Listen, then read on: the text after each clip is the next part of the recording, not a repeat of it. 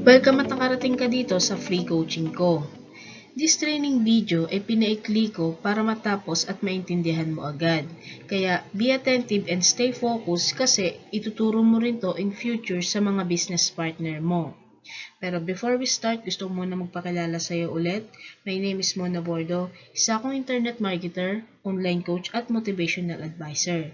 So without further ado, mag-start na tayo. Bakit kailangan natin ng foundation? Ganito lang yan, friend. Kung gusto mong maging magaling o matuto sa isang bagay, kailangan ay may sapat kang kaalaman dito. Bakit? Kasi hindi ka magiging successful sa isang bagay na gusto mo kung wala kang alam dito. Halimbawa, yung building na yan. Hindi yan magiging matagumpay kung wala yung pundasyon sa ilalim. Madali yang tutumba. Baka nga konting hangin lang ay matumba agad yan. Bakit ko sinasabi sa ito? Gusto ko kasi simula ngayon kung gusto mo talagang maging magaling sa tinatahak mong karir, networking man yan, I want you to build your foundation. Kaya kung hanggang ngayon ay hindi ka pa rin kumikita ng malaki dyan sa business na ginagawa mo, malaking bagay ang foundation kung bakit hindi ka pa rin kumikita. Gano'n na ba kalalim yung foundation mo sa business na ginagawa mo? Malalim na ba yung nalalaman mo? So kung hindi pa, you're in the right place. Ngayon, pinapanood mo tong video na to, humuhukay ka na ng pundasyon mo. This time naman, ikukwento ko sa iyo yung istorya ng isang bamboo tree. Ito kasing bamboo tree, once na magtanim ka nito, hindi mo makikita na tubo siya agad. So sa unang 3 taon niya, wala ka makikita na umuusbong o bunga dito sa bamboo tree na to. So pagdating ng 4 hanggang 5 taon, doon mo na makikita na tumutubo siya at tuloy-tuloy na tumataas hanggang hindi mo na kayang abutin. So ano nangyari sa unang 3 taon niya? Simple lang.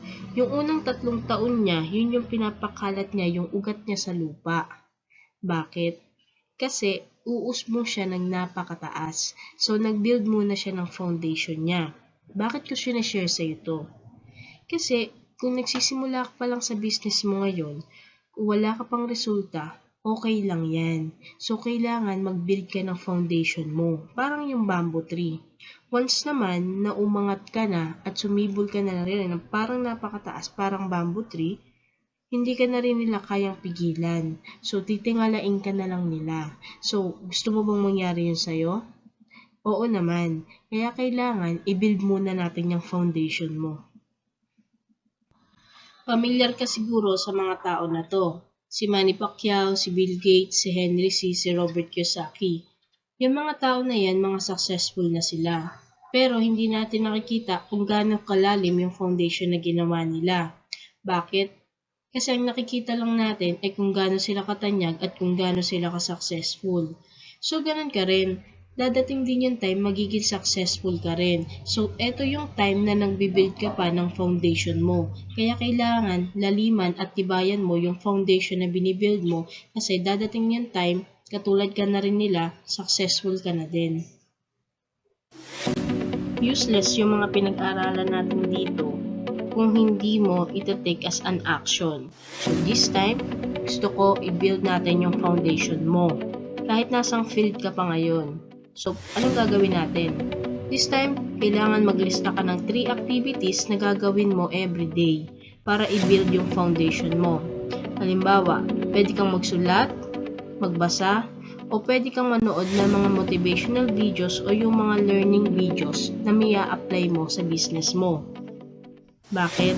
Kasi kailangan nating ma-build yung foundation mo. I hope ay marami kang natutunan dito sa Module 1 ng pre-coaching ko. So magkita ulit tayo sa Module 2, Numbers Game. Dito sa module na to, ituturo ko sa iyo na kailangan ay marami kang ma-meet na tao sa business mo.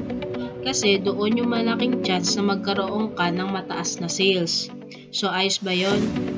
So once again, my name is Mona Bordo. Thank you for watching and keep learning.